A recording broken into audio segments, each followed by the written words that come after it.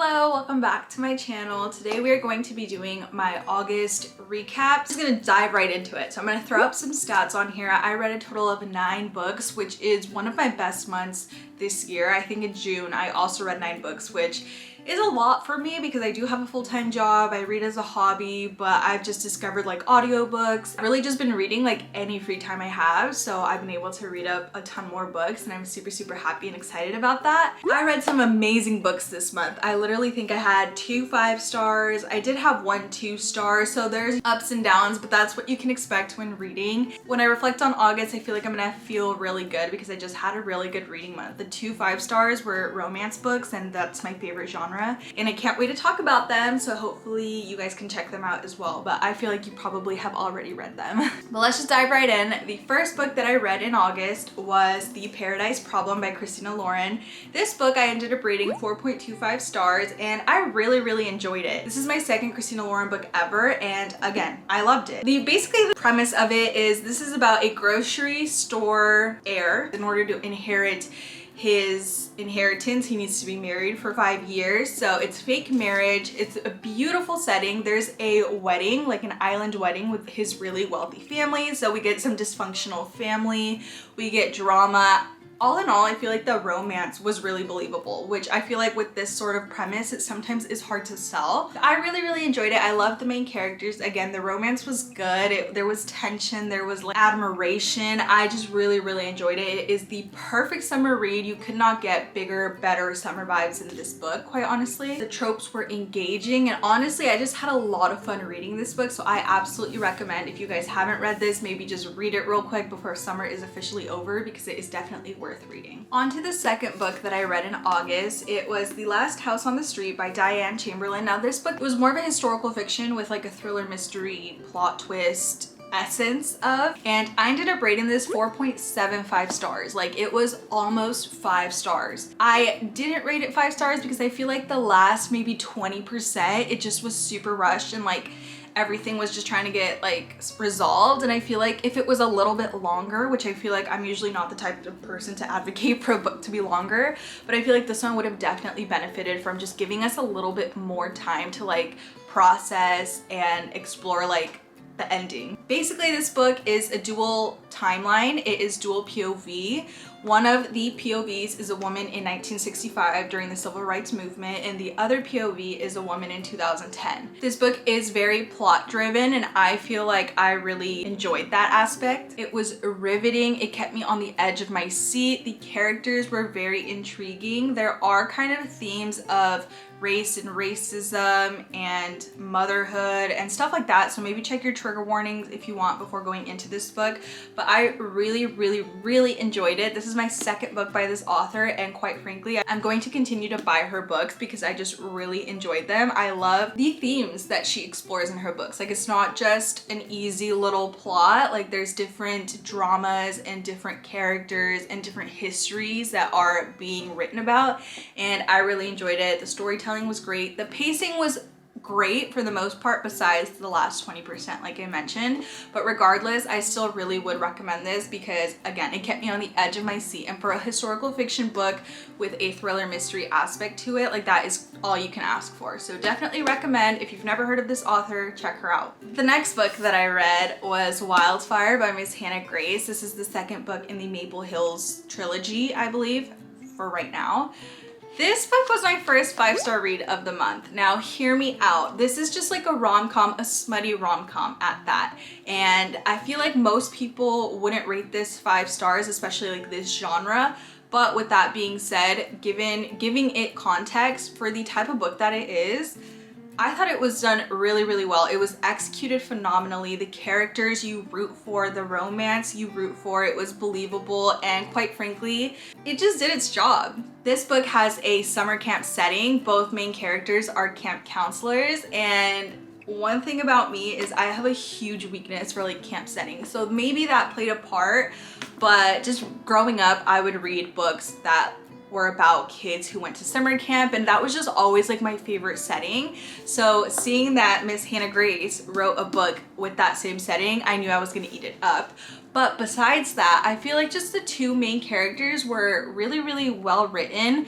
My boy Russ is one of my favorite male main characters because he is just so lovable, he's so vulnerable, and I just felt like he was the type of guy girls would fall for. I'm not a huge fan of like grumpy men sometimes just because they're kind of like mean and can be a little bit off-putting, but everything about Russ was so like, you just want to be with him basically. There was a little bit of a miscommunication trope, which in my opinion is not my favorite trope, and it's really hard to be like well done, but it was very minimal in this book. And once they figured, literally the two characters, once they figured out that they were miscommunicating, they made it a goal to, whenever they thought like they were miscommunicating, they would talk about it. So I really liked seeing that, them identifying one of their little problems and working on it. Like, thank you, Hannah Grace. That is what we need in romance books. It's not hugely plot driven, but regardless, it is full of vibes, perfect for the summertime, and if you want a male main character you're gonna fall in love with,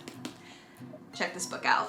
Okay, next book that I read was Never Lie by Frida McFadden. I don't own it because I listened to about 50% of it via audiobook, and the other 50% I downloaded it on my Kindle, so I don't have the physical version, but I ended up rating this book 3.75 stars. I thought it was really good. It was very thrilling. If you've read Frida McFadden's book before, you know they're super incredibly fast-paced, super short chapters, and that is just what you want sometimes, so that is definitely why I picked this book up. I've heard this is one of her better thriller mysteries, and I would have to agree.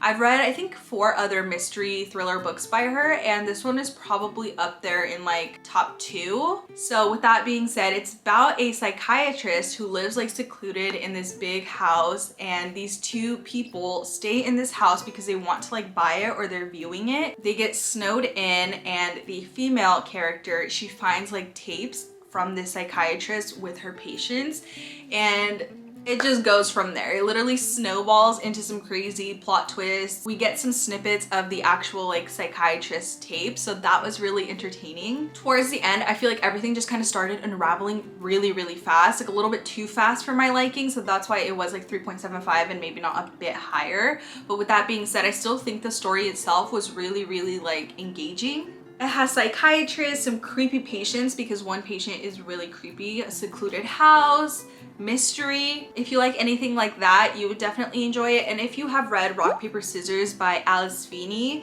you would probably really enjoy this book because I read Rock, Paper, Scissors a few months ago, and it just really reminded me of this book, especially the like snowed in premise, because that's what happens in Rock, Paper, Scissors. So if you enjoyed that one, you would like this one. My next read in August was Yours Truly by Abby Jimenez, and you guessed it, this was my second 5-star read of the month.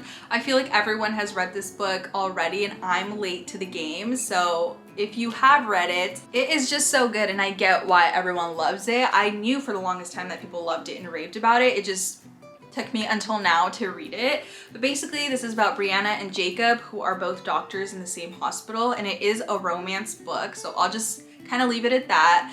But our male main character Jacob struggles with mental health. He has anxiety, and the representation is beautiful. It shines a light on that mental health illness, and it does so really well, in my opinion. I actually work in the mental health field, so I feel like it was very realistic and very raw. Like, even he mentioned something about him having plans and then they changed like suddenly, and him having to like reprocess and re-prepare for that, and I found that really relatable. I don't believe I struggle with anxiety. Sometimes you have anxious feelings, and that's how I felt. And I just thought it was really relatable. The romance itself was extremely lovable and tender. The romance reminded me of Archer's Voice, which is like my top favorite romance book ever, just because you can feel the love and the romance between the two characters. To the point where I didn't annotate this book. I wasn't planning on it, but I couldn't not annotate it. So towards the end, I pulled out a highlighter and started highlighting because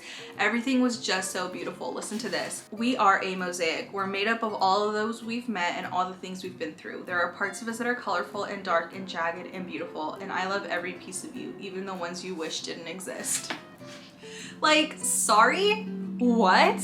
I have chills. Literally, I just got chills. Like, that is insane. Abby Jimenez knows how to write a romance book, and this is my favorite romance book by Abby Jimenez. I've read all of her books besides Just for the Summer, which came out earlier this year, and yeah, this is number one for me. It is beautiful. I can't rave about it enough. I'm going to treasure this book with my life because it is so special. The next book that I read in August was another romance, Love Theoretically by Ali Hazelwood. Now, this book was my book club's pick of the month, so that's why I picked it up. I wasn't planning on reading it. It wasn't on my TBR, but since my book club picked it, I read it and I really enjoyed it. Again, it's a romance. I rated it 4 stars. So again, it was good. It was solid. I loved Jack. His name was Jack. It's STEM, it's academia, it's all of those things. If you know Ali Hazelwood, then you know like what her books are about. And basically our main character is in the STEM, our female main character is in the STEM world, so is our male main character. But they're both in academia, or she is at least. Academia isn't cutting it. Like, she is an adjunct professor and it's not cutting it, so she literally has to go on an app and fake date on the side. And she ends up fake dating our male main character's brother, and so then when the family meets, like, it gets messy, it gets, you know. But yeah, I really liked it. Jack was a great male main character. I feel like I learned a lot about academia and just what that world is like, and it's a little scary. We need to pay like professors and teachers more money because it's a struggle. All in all, I loved the banter, the spice was good, there was yearning between our two main characters. I feel like Jack fell harder for Elsie. Elsie's the female main character, and I really like that. I love when the guy falls harder, so if you like that type of romance, this would be a good one for you to pick up. Next book that I read was Thrive by Becca and Krista Ritchie. This is book 6. So this book specifically is about Lily and Lo. So it is our, let me backtrack a little bit. If you've never heard of the Addicted series, basically it is about 2 addicts. Our female main character struggles with sex addiction and our male main character struggles with alcohol addiction, and they get together essentially. So this is book 6 in the series. I won't spoil it, but this is Lily and Lo's main POVs. This takes place during the 2 years where the 2 previous books took place. So Hot House Flower and Kiss the Sky. Those 2 books were Lily's sister's POVs during 2 years, and this book was Lily and Lo's POVs during that time. So we get kind of literally everyone's POVs during this time in their lives, so I really enjoyed that. There's a reality show with literally the Princess of Philly, that's what it's called, because our female character and her sisters are literally reality worthy. I don't even know if I said what I rated it, but I rated this 4 stars. It's not my favorite book in the series, quite honestly. I appreciated the POV though from Lily and Lo themselves, but honestly I feel like I enjoyed the other 2 books better on the other Calloway sisters, but still obviously going to continue the series. Still very much love Lily and Lo. They are the definition of a ride or die, like literally. I annotated it because I started annotating 2 books before, so I will one day have to go back and reread like the first 3 and annotate them, but I did annotate it because why not? Honestly, I didn't annotate too much because I feel like, I don't know, I just didn't have as many things I wanted to annotate as like the other books, which I thought was a little bit surprising, but regardless, it was still 4 stars because I still love the characters and the found family aspect. If you have not heard of this series or you have not read it, I absolutely recommend it. I think it is so good. There's like 10 books, so you'll definitely have a lot of material to read. So the last book that I read in August was This Summer Will Be Different by Carly Fortune. Again, this book was not on my TBR, was not on anything. I just saw it on my shelf and was like, you know what?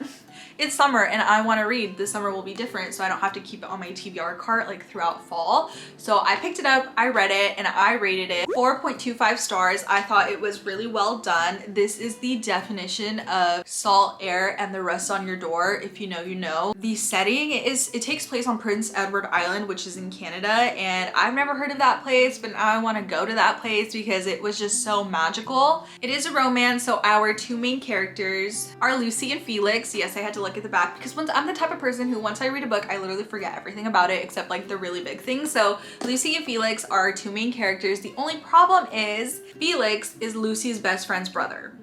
Yeah, and basically this begins as a purely physical connection, and when I mean physical, I mean physical. It's a physical connection, but of course it turns into more. It turns into an emotional connection, but that's why Felix and Lucy do get together, because it's just physical. They don't know who each other are, and then we find out Felix is Lucy's best friend's brother. So we kind of go from there. What I really enjoyed specifically about their relationship is I felt like it was giving adult relationship. Like they were mature about the things that were happening. They had some issues, they talked about it, figured it out, and I really enjoy that, because sometimes I feel like romances are like all magical and we forget that these are real people with real problems, and they low-key would not last in the real world. So I really enjoyed that about this book. Again, back to the vibes, there's like an oyster shucking competition. I didn't know that was a thing, but it's a thing on Prince Edward Island.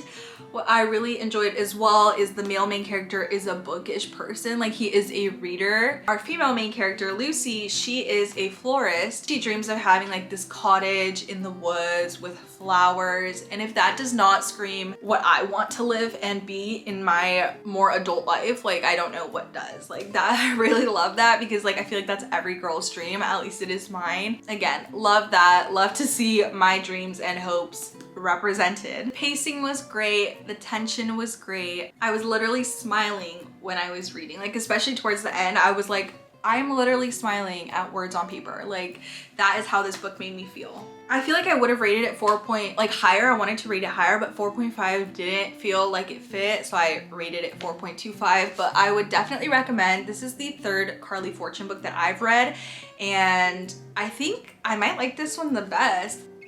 Here are her other two books. Every Summer After came first, then Meet Me at the Lake, and then This Summer Was The Summer Will Be Different. And this was like my top tier. Love this book. It's like childhood best friends to lovers. That's like my favorite trope ever. So I really, really love and enjoyed this book. But I'm telling you, this one was great. So it's either like this or it's like this. Like that's how much I really enjoyed this book. So if you were slightly not disappointed, but if you didn't love Meet Me at the Lake, as I didn't, I think I rated this like 3.5 stars, I would say give this book a chance, because I think in my opinion it is one of her best. So I'm back. While I was editing my video, here, let me get you guys some better lighting. While I was editing my video, I realized I forgot to talk about the last book that I read in August to make it 9 books read, and that was The Ministry of Time. Now I read this one because a lot of, I feel like, book talkers were talking about it and it looked really good, said it was amazing. It was also on Barack Obama's like summer reading list, so I was like, okay, it has to be amazing. So I picked it up, listened to it strictly on audio, and I gave it 2 stars. Now, I just wasn't a big fan of it. I feel like I don't understand where the hype was. It was a little bit confused. It was very confusing. About 50% through the book, and I was bored as hell. I think the whole book is about time traveling ministry type of thing, and they bring expats from the past. The book takes place in the near future, so they bring expatriates or expats from back in time to the near future, and they try to like adjust to society. And there's like this huge plot twist at the end where like everything kind of fell through and crazy stuff happened, but it was like the last 10 to 5% of the book, and I was just so confused. But regardless, the premise itself sounds very interesting, and that's why I picked it up also. But again, I was just really bored. I feel like nothing happened. It was pretty complicated. Also, it's 10 chapters, 10 very lengthy chapters. Like via audiobook, some of the chapters were like an hour, 12 minutes long. Like that's so long, and I was literally towards the end listening to it in 2x speed, because I was just like, I need to finish this book. Like I should have DNF'd it, to be completely honest, so that's on me. And maybe like I wouldn't be here giving you guys a rating if I had DNF'd it, but I wanted to stick it through because I was like, what's gonna happen? But I was just let down. It wasn't that great in my opinion, and I wouldn't recommend it. So yeah, that was the 9th book that I read. So those are all of the books that I read in August. Again, had a fantabulous reading month, and I cannot wait for September because we're getting into fall season, and I'm definitely going to be picking some books that kind of are that vibe. So thank you guys so much for watching, and I hope you enjoy and stick around, and I'll catch you guys in the next video. Bye!